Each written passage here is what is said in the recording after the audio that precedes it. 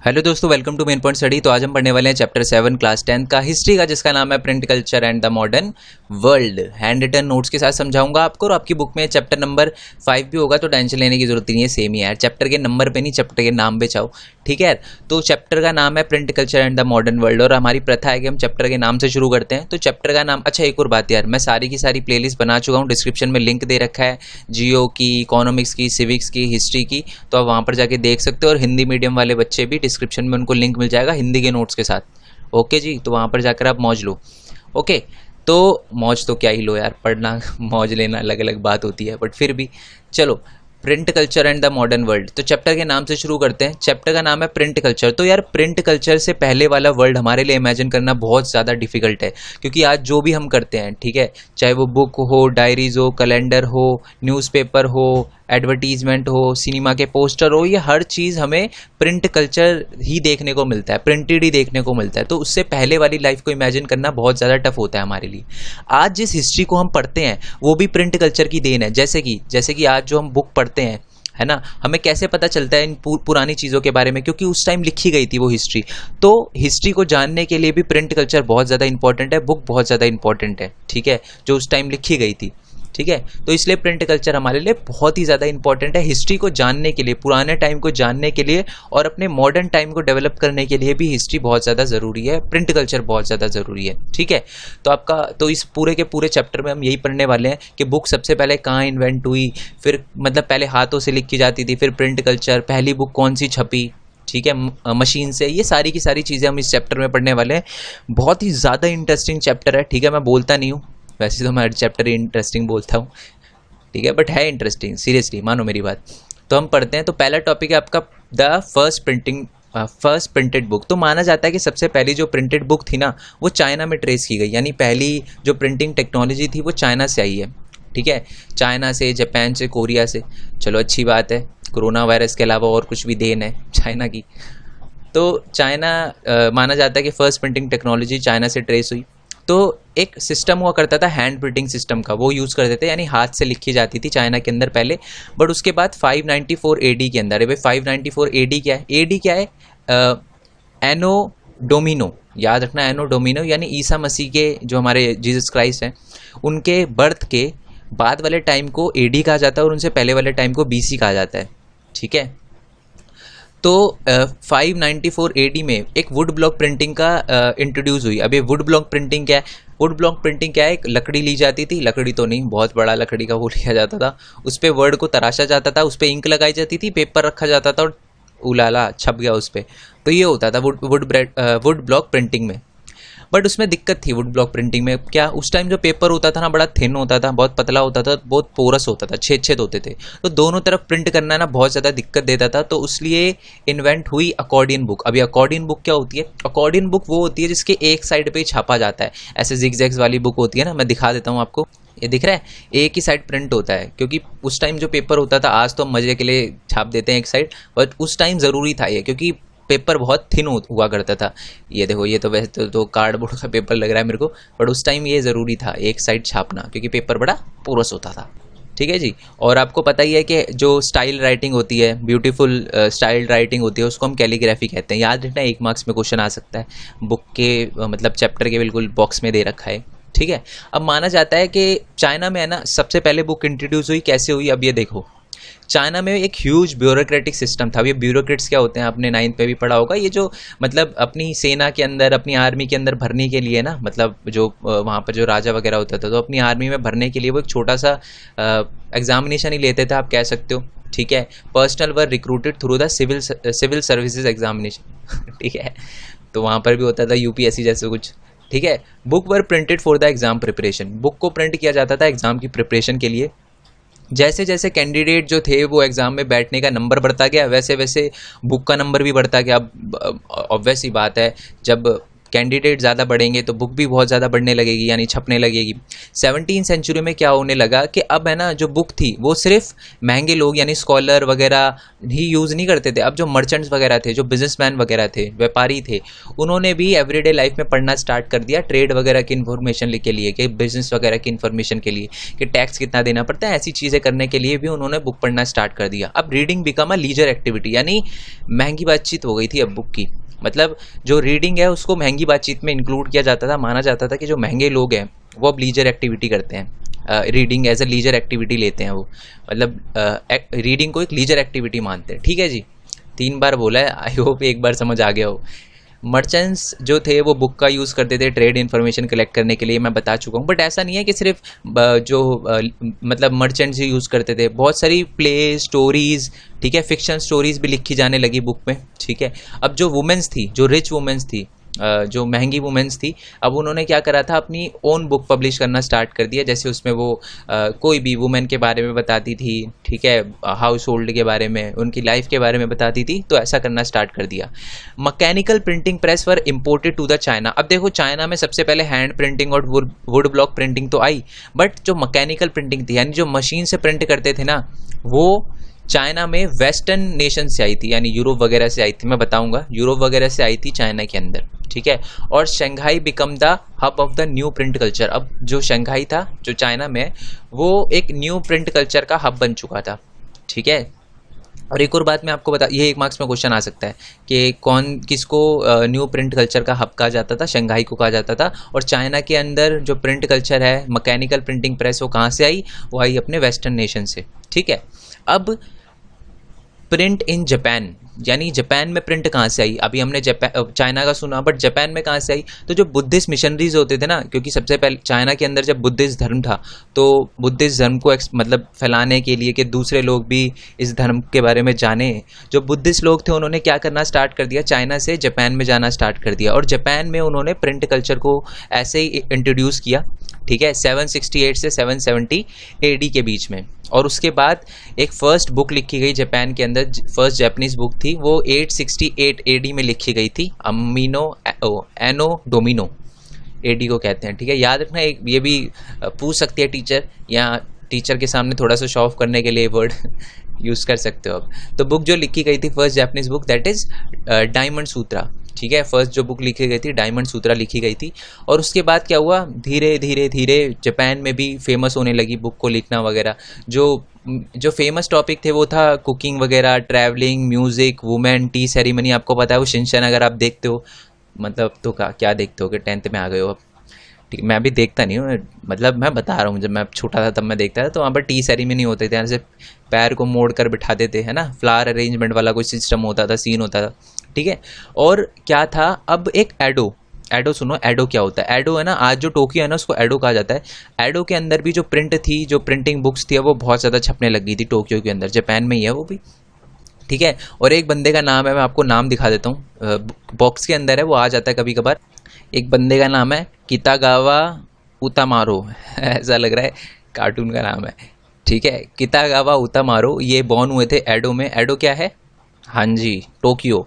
वहाँ पर है ना, उन्होंने एक कंट्रीब्यूट किया था आर्ट वगैरह में, उस आर्ट का नाम है उकियो। ठीक है, जहाँ पर वो पर्सन के बारे में या ह्यूमन लाइफ या ह्यूमन एक्सपीरियंस के बारे में बताते थे। और यही चीज़ यूरोप वगैरह में फैली, उनकी जो आर्ट है ये ट्रैवल कर गई यूएस में और यूरोप में, तो वो भी बहुत ज़्यादा मशहूर हुई। और बहुत सारे जो यूएस या यूरोप के जो आर्टिस्ट थे वो इनसे बहुत ज़्यादा इन्फ्लुएंस हुए। ठीक है, याद रखना। तो कितागावा उतामारू, ये भी शिनचैन का कैरेक्टर लग रहा है। चलो आगे बढ़ते हैं। ओके, अब नेक्स्ट टॉपिक है प्रिंट केम टू यूरोप। अब देखो, हमें पता चल गया चाइना से जापान के अंदर कैसे गई। अब देखते हैं कि यूरोप के अंदर, ठीक है, आपको पता है ना यूरोप एक कॉन्टिनेंट है, वहाँ पर प्रिंट कल्चर कैसे गया। ठीक है, तो बहुत टाइम से जो बहुत सारी चीज़ें थी, स्पाइसेस वगैरह, ये सारी की सारी चाइना से यूरोप में जाने के लिए एक रास्ता होता था, सिल्क रूट। वहाँ से ये सारी की सारी जाती थी, बहुत सारे स्पाइसेस, सिल्क जाता था चाइना से यूरोप में। और उसी रास्ते से 11वीं सेंचुरी में चाइनीज़ पेपर भी यूरोप के अंदर गया। ठीक है, और क्या हुआ, उस टाइम हाथों से लिखना, मतलब पेपर चला गया, अब उन्होंने हाथों से लिखना स्टार्ट किया। मैन्यूस्क्रिप्ट वही होती थी जो हाथों से लिखी जाती थी। और ये मैन्यूस्क्रिप्ट लिखते कौन थे, ये थे स्क्राइब्स। स्क्राइब्स होते थे जो अलग से मतलब जो लिखते थे, उनका काम ही होता था पेपर पे लिखना, मैन्यूस्क्रिप्ट लिखना। उसके बाद एक बंदा है, इटली का है ये, ठीक है, मार्को पोलोस बंदे का नाम है। ये जो था वो चाइना से ही आया था, और ये जब चाइना से आया ना तो उन्होंने क्या भैया यूरोप के बंदों को कहा कि आप पेपर पे क्यों लिख रहे हो, मैन्यूस्क्रिप्ट क्यों लिख रहे हो, क्योंकि अब तो जो चाइना था उसमें वुड ब्लॉक प्रिंटिंग आ गई थी। तो उसने बोला ये 1295 AD के अंदर आया, चाइना के अपना इटली के अंदर या यूरोप के अंदर, इटली यूरोप के अंदर ही है, तो वहाँ पर आया और उन्होंने बोला कि वुड ब्लॉक प्रिंटिंग करो। और अब would block printing, hand printing से वुड ब्लॉक प्रिंटिंग पे आ गए यूरोप के लोग भी, ठीक है। और luxury edition were still hand written on the very expensive vellum meant for aristocratic circle. अब क्या थे, बहुत सारे लोगों ने वुड ब्लॉक प्रिंटिंग का यूज़ करना स्टार्ट कर दिया, बट अभी भी जो महंगे लोग थे, महंगी बातचीत वाले लोग थे, लग्जरी एडिशन जो थी अभी भी वो हाथ से लिखी जाती थी। वेलम का मतलब होता है जो एनिमल की स्किन वगैरह पे लिखा जाता था, वो महंगे लोगों के लिए, एरिस्टोक्रेटिक सर्कल्स के लिए, ठीक है। मर्चेंट्स और स्टूडेंट जो थे वो उन्होंने खरीदना स्टार्ट कर दिया चीप कॉपीज़, क्योंकि इतना महंगा ये वेलम पे वो क्या करेंगे, तो उन्होंने चीप कॉपीज़ खरीदना स्टार्ट कर दिया। और जैसे जैसे जैसे जैसे बुक की डिमांड बढ़ी ना, तो सेलर ने भी स्टार्ट कर दिया exporting book to different countries. अब उन्होंने दूसरी कंट्री में भेजना स्टार्ट कर दिया बुक, ठीक है। And now scribes were no longer solely employed by the wealthy patrons. अब जो ये हमारे स्क्राइब्स थे जो हाथों से लिखते थे मैन्यूस्क्रिप्ट, अब उसको सिर्फ जो महंगे लोग थे, ठीक है, जो वेल्थी लोग थे, अब वही जॉब नहीं देते थे। अब जो बुक सेलर्स थे उन्होंने भी स्क्राइब्स को रखना स्टार्ट कर दिया कि भैया आओ हमारे लिए बुक या मैन्यूस्क्रिप्ट लिखो, हम आपको पैसे देंगे। But hand written manuscript could not satisfy ever increasing demand for the book. But जो लोग थे ना वो बहुत ज़्यादा बढ़ चुके थे, और दिक्कत क्या थी मैन्यूस्क्रिप्ट्स में, उसको वो बहुत ही ज़्यादा महंगी होती थी, क्योंकि महंगी होती थी इतने, और ऊपर से स्क्राइब्स जो थे वो लिखते थे लेबरिशियस होती थी, यानी बहुत सारे लेबर मिलके लिखते थे उसको, है ना। एक मैन्यूस्क्रिप्ट को लिखने में ही बहुत ज़्यादा टाइम लग जाता था, और टाइम कंज्यूमिंग भी होते थे, और साथ ही में फ्रजाइल होती थी और ऑकवर्ड टू हैंडल होती थी। ये 4 पॉइंट है, आपको लिखना है कि मैन्यूस्क्रिप्ट्स में क्या प्रॉब्लम थी। पहला तो वो जो सेटिस्फाई नहीं कर पाया लोगों की इंक्रीजिंग डिमांड, जो बहुत बढ़ चुकी थी, लोग बहुत ज़्यादा बुक मांग रहे थे, और स्क्राइब्स के लिए इतनी जल्दी बुक लिखना पॉसिबल नहीं था। साथ में एक्सपेंसिव भी होती थी, महंगी होती थी, और बहुत ज़्यादा लेबर लगते थे, टाइम कंज्यूमिंग होती थी, ऑकवर्ड टू हैंडल होती थी, और फ्रजाइल होती थी, ठीक है। फ्रजाइल पता है ना आपको क्या होता है, नाजुक जिसे कहते हैं ना, नाजुक होती थी बहुत ज़्यादा। अब क्या हुआ, with the growing demand for book would block printing become more and more popular. अब जैसे जैसे बुक की डिमांड बढ़ती गई ना, तो जो स्क्राइब्स से लिखते थे ना, जो स्क्राइब्स थे वो थोड़ा बंद हो गए, और वुड ब्लॉक प्रिंटिंग ज़्यादा स्टार्ट हो गई। क्यों? क्योंकि वुड ब्लॉक प्रिंटिंग में बुक लिखने में इतना, बुक को छापने में इतना टाइम नहीं लगता था जितना स्क्राइब बुक को लिखने में टाइम लगा देते थे। But there was clearly a great need for ever quicker and cheaper reproduction of text, ठीक है। ये मैं साइंस नहीं पढ़ा रहा, तो ये साइंस वाला वर्ड नहीं है, ठीक है। अब सुनो क्या हुआ, बुक की जो डिमांड थी ना वो बहुत ही ज़्यादा बढ़ गई। अब जो वुड ब्लॉक प्रिंटिंग था ना वो भी नहीं कर पाया सेटिस्फाई लोगों की डिमांड, मतलब वुड ब्लॉक प्रिंटिंग ने सेटिस्फाई करी डिमांड, बट अब डिमांड बहुत ज़्यादा बढ़ चुकी थी, ठीक है। मतलब लोग बहुत ही ज़्यादा बढ़ चुके थे जो बुक पढ़ते थे, और डिमांड बहुत ज़्यादा बढ़ चुकी थी बुक्स की। तो इसीलिए एक नई टेक्नोलॉजी इंट्रोड्यूस हुई, ठीक है, एक न्यू प्रिंटिंग टेक्नोलॉजी इंट्रोड्यूस हुई। तो सबसे पहले लोग क्या करते थे, हाथों से लिखते थे, हैंड रिटन होता था, मैन्यूस्क्रिप्ट लिखते थे, और उसके बाद वुड ब्लॉक प्रिंटिंग पे आए। बट वुड ब्लॉक प्रिंटिंग भी लोगों की डिमांड जो थी वो पूरी नहीं कर पाया, और इसी वजह से न्यू प्रिंटिंग टेक्नोलॉजी इंट्रोड्यूस हुई। अब जो न्यू प्रिंट टेक्नोलॉजी थी वो क्या थी, हाँ जी, तो जो न्यू प्रिंटिंग टेक्नोलॉजी थी वो न्यू प्रिंटिंग प्रेस था, यानी एक प्रिंटिंग प्रेस होती थी। अब प्रिंटिंग प्रेस में आपको बताता हूँ क्या होता है। तो हुआ क्या कि जो गुटनबर्ग है, ये जोहान गुटनबर्ग उस बंदे का नाम है, तो एक ब्रेक थ्रू आया, यानी वुड ब्लॉक प्रिंटिंग से लोग प्रिंटिंग प्रेस पे आए, इसी की वजह से आए, जोहान गुटनबर्ग की वजह से। अब हुआ क्या था, breakthrough occurred at the Strasbourg Germany, ये जगह का नाम है Strasbourg Germany, where Johann Gutenberg develop a first known printing press in 1430। 1430 के अंदर फर्स्ट प्रिंटिंग प्रेस बनाई थी जोहान गुटनबर्ग ने। अब कैसे बनाई थी मैं आपको बताता हूँ। एक्चुअल में वो ऑलिव प्रेस में काम करता था, मतलब एक ऑलिव प्रेस वगैरह होती थी उसमें काम करता था, और उसको पता था कि मोल्ड कैसे बनाते हैं। मोल्ड मतलब पता है ना आपको, एक जैसे जैसे लोहे को पिघला के अलग अलग चीज़ें बनाई जाती है ना, तो उसने देखा है लोहे को पिघला के एक मोल्ड बनाया जाता है, जैसे सोने को सिक्का बनाया जाता है, तो उसने ही इससे क्या करा, एक प्रिंटिंग प्रेस बनाई जिससे वर्ड छापे जाते थे, ठीक है, मोल्ड को वर्ड में कन्वर्ट कर दिया उसने।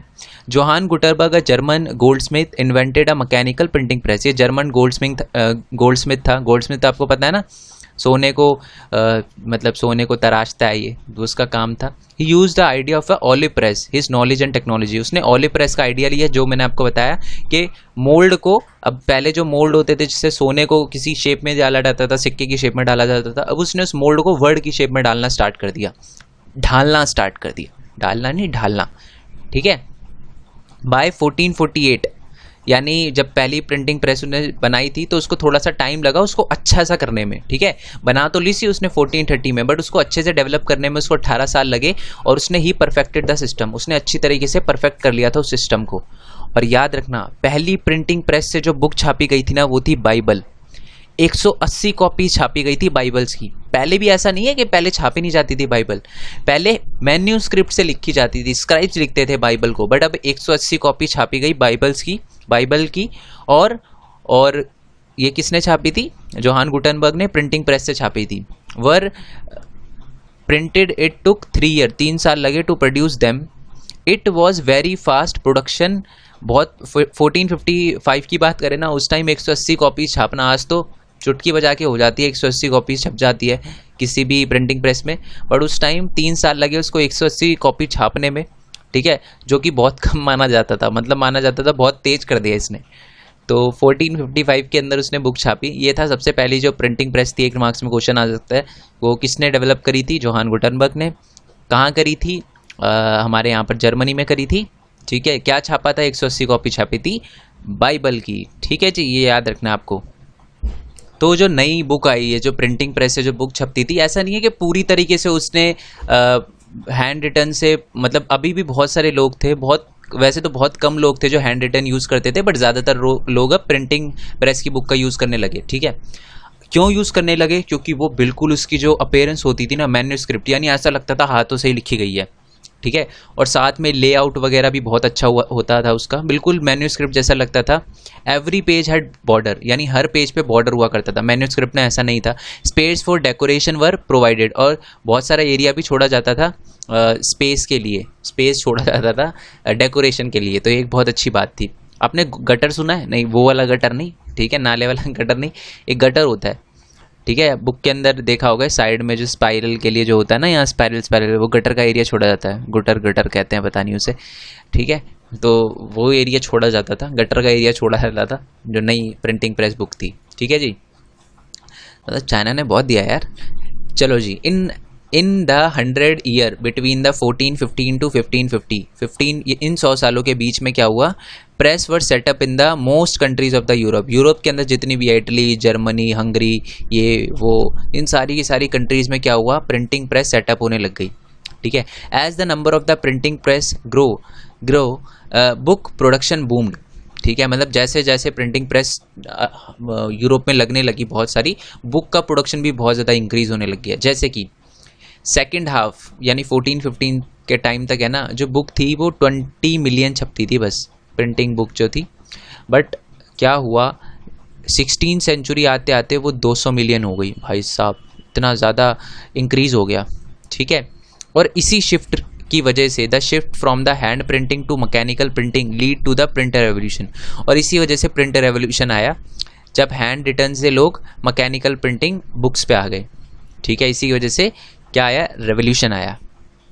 अच्छा, आपकी बुक में एक प्लेटिन वर्ड भी दे रखा है। प्लेटिन में आपको बता देता हूँ क्या होता है। मतलब वो जैसे तराशा नहीं जाता था वर्ड, जो जोहान गुटनबर्ग था वो जो बनाता था, तो जब वो मोल्ड करता था ना वर्ड को, तो जिस पे करता था उसी को प्लेटिन कहते हैं। जैसे कि आज तो वो लोहे का होता है ना, लोहे के वर्ड पे लोहे पे तराशा जाता है वर्ड, फिर छापा जाता है, ठीक है, तो उसी को प्लेटिन कहते हैं। बुक के अंदर एक छोटा सा बॉक्स दे रखा है, उसके अंदर बता रखा है, ठीक है।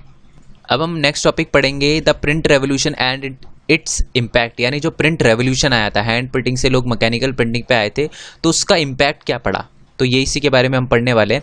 तो print revolution was not just a development a new way of producing book. जो प्रिंट रेवोल्यूशन आया था सिर्फ उससे ऐसा नहीं हुआ कि सिर्फ न्यू प्रोड्यूस मतलब न्यू टेक्नोलॉजी से बुक को प्रोड्यूस करा जाने लगा। It transform the life of people, लोगों की लाइफ को पूरी तरह डेवलप कर दिया, उसने चेंज कर दिया, ट्रांसफॉर्म कर दिया।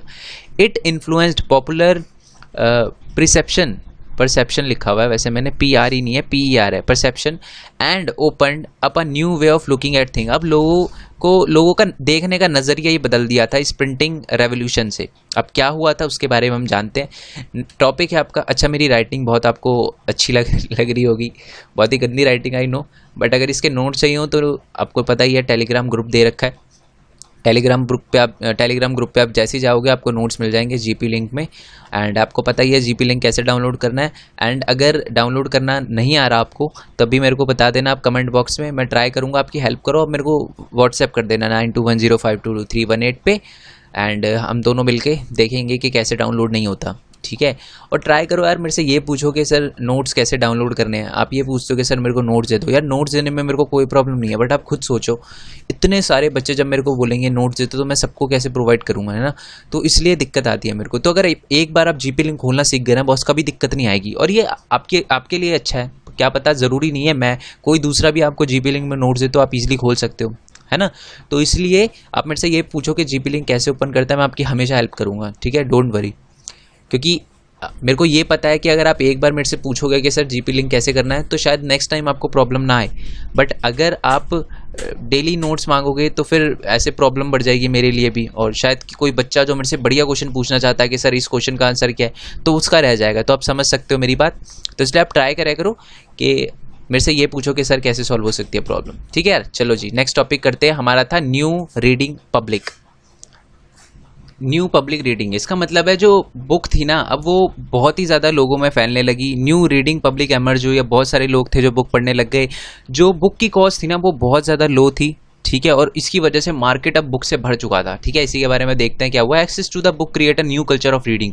जैसे जैसे लोगों के पास, गरीब लोगों के पास भी एक्सेस आया ना बुक का, वैसे एक new culture of reading emerge होने लगा, ठीक है। How ever the rate of literacy in most of the European country was very low. मतलब यूरोप के अंदर जो बहुत सारे लोग ऐसे भी थे जिनको पढ़ना नहीं आता था, बट देखो हुआ क्या, till 20th century which was a major hurdle in spreading this culture. So अब हुआ क्या, सो प्रिंट जो ये क्या है, printers begin publishing popular ballads. अब ये बैलेट्स क्या होता है मैं आपको बताता हूँ, ध्यान से सुनना। तो अभी हमने देखा कि बहुत सारे लोगों ने अब क्या किया, न्यू कल्चर आ गया था रीडिंग का, बट दिक्कत ये थी कि अभी बहुत सारे लोग ऐसे भी थे यूरोप के जिनको पढ़ना नहीं आता था। तो उनके लिए जो प्रिंटर्स थे ना उन्होंने बैलेट छापना स्टार्ट किया। बैलेट्स क्या होते हैं, फोक टेल्स और फोक स्टोरी, जो आप देख कर आप बता सकते हो कि हाँ इस बुक में क्या होगा, ठीक है। पिक्चर बुक नहीं होती छोटे छोटे बच्चों के लिए, वैसी बैलेट छापने लगे वो।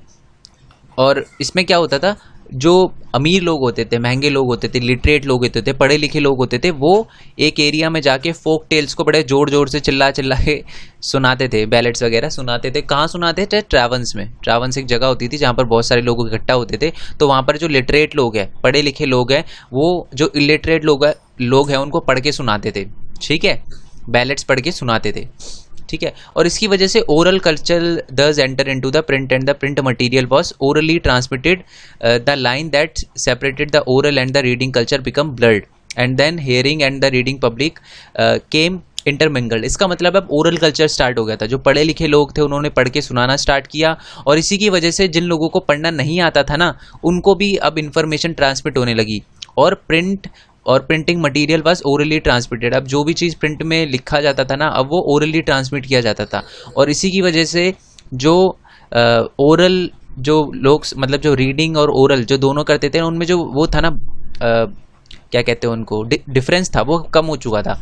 अब जिन जिन लोगों को पढ़ना आता था और जिन जिन लोगों को नहीं पढ़ना आता था उन दोनों के पास सेम इन्फॉर्मेशन थी। तो इसी की वजह से हियरिंग और रीडिंग पब्लिक बिकम इंटरमिंगल, यानी जिसको पढ़ना लिखना नहीं भी आता था ना वो भी अब बहुत सारी इन्फॉर्मेशन गेन कर सकता था, और जिसको पढ़ना लिखना आता था वो भी, उसके पास तो इन्फॉर्मेशन थी। तो ये दोनों आपस में बहुत अच्छे से रिलेशन उठाने लगे, बातचीत करने लगे, ठीक है। नेक्स्ट टॉपिक है आपका religious debate and the fear of print. ये बड़ा इंटरेस्टिंग टॉपिक है। Print create a possibility of wide circulation of idea and introduction of new world of debate and discussion. जैसे जैसे प्रिंट कल्चर फैल रहा था ना, वैसे वैसे डिबेट और डिस्कशन का जो माहौल है पूरे वर्ल्ड में वो फैलता जा रहा था। सारे के सारे लोगों ने वेलकम नहीं किया प्रिंटेड बुक का। बहुत सारे ऐसे लोग थे जो नहीं चाहते थे कि ज़्यादा से ज़्यादा लोग बुक को पढ़े, अब यहाँ डिबेट वगैरह करे, डिस्कशन करे किसी भी बुक पे। पता है क्यों वो ऐसा? इसलिए it was a fear that if there was no control over what was written and printed and read and the rebellious and the religious thought might spread. बहुत सारे लोगों को ऐसा लगता था अगर कंट्रोल नहीं किया गया ना बुक पे, मतलब जो लिखा जा रहा है उन चीज़ों पे कंट्रोल नहीं किया, तो जो रेबेलियस है और जो इररिलीजियस थॉट्स है ना वो लोगों के माइंड में आएंगे। और इसकी वजह से क्या होगा, जो वैल्यूएबल लिटरेचर है जैसे कि बाइबल हो गई, ऐसी बुकें हो गई, वो डिस्ट्रॉय हो जाएगी। लोग उनको मानना छोड़ देंगे और उन पर सवाल उठाएंगे। ठीक है, जैसे मान लो एक बाइबल है, बाइबल में कुछ लिखा हुआ है और एक बंदे ने एक और बुक लिख दी जिसमें उसने ये बोला कि बाइबल में जो लिखा हुआ है गलत है, तो ऐसे और जो लोग उस बुक को पढ़ेंगे उनमें थोड़ा गलत थॉट आएगा, है ना। तो ये जो सोच थी अब ये लोगों में बढ़ चुकी थी।